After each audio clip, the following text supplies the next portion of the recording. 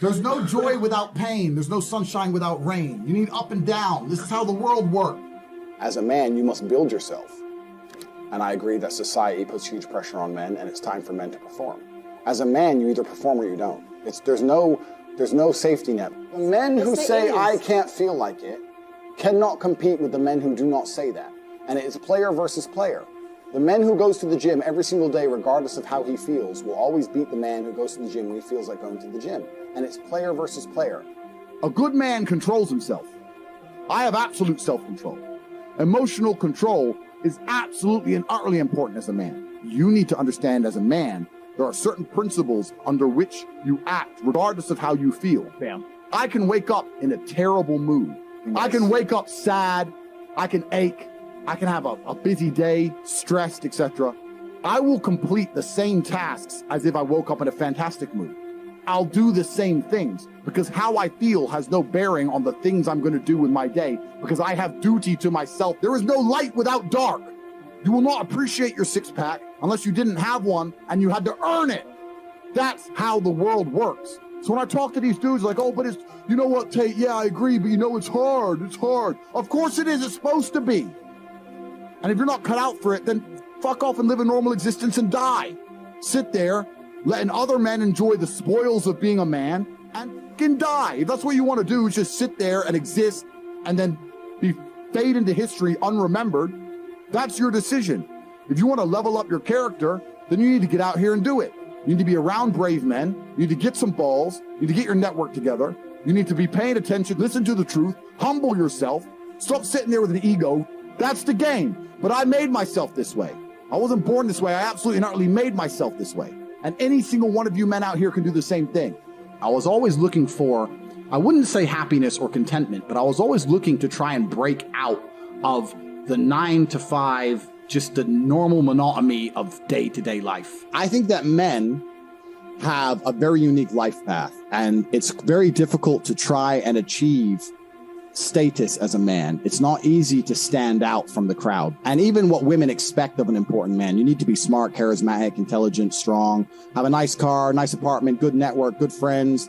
You need to be able to handle stress. You need to be competent. There's so many things you need to be able to do. It's difficult for a young man to even have all these things. You need to start leveling up your mentality, your spirituality. You need to level up your ability, physicality. There's so many different ways you can level up, like a video game character, right? Once you have all the unlimited money, you can then start ticking all the stack boxes. Knowledge. Well, when guys say to me, okay, well, how do I make women respect me? I say, well, how do you respect yourself?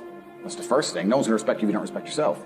Do other men respect you? Like, what? Yeah. How do you act in a way that commands respect from anybody? I say, look, if you focus on yourself and make yourself be who you are and being a high-value male, women will detect it and it won't be so difficult for you.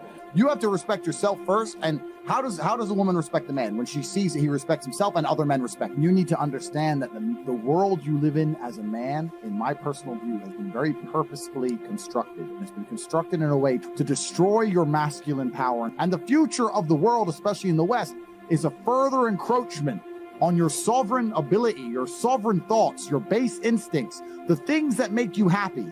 Absolutely nobody is concerned with male happiness on any level. They don't want you to be happy. They want you to be miserable, a miserable slave in a tax bracket.